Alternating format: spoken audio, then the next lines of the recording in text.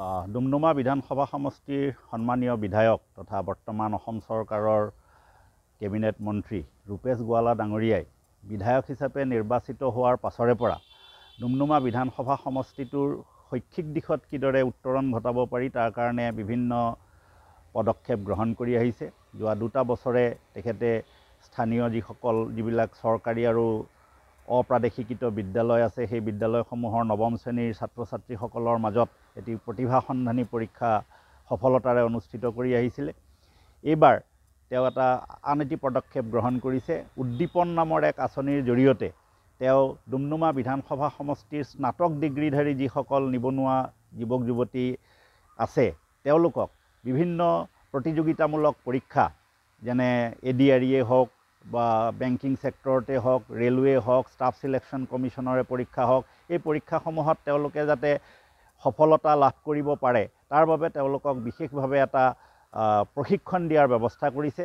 আৰু এই প্ৰশিক্ষণটো গুৱাহাটীৰ যিটো SPM IAS একাডেমি আছে তেওঁৰ অধীনস্থ তেওঁলোকৰ এটা সিষ্টাৰ কনচাৰ্ণ হ'ল মেজেষ্টিক একাডেমি। সেই মেজেষ্টিক একাডেমিয়ে ডুমডুমাত সম্পূৰ্ণ বিনামূলীয়াকৈ প্ৰদান কৰিব। এনেই এই কোৰ্সটোৰ যিটো ফিজ প্ৰায় 50,000 মান টকা খৰচ হয়, কিন্তু ইয়াৰ পৰা ডুমডুমাৰ পৰা এজন ছাত্ৰ যদি গুৱাহাটীলৈ গৈ থাকি মেলি তাত এই ছমহীয়া কোৰ্সটো ল'ব লগা হয়, প্ৰায় লাখ টকাৰ ওচৰত তেওঁলোকে খৰচ কৰিব লগা হয়, কিন্তু সকলোৰে বাবে এইটো সামৰ্থ্যটো নাথাকে।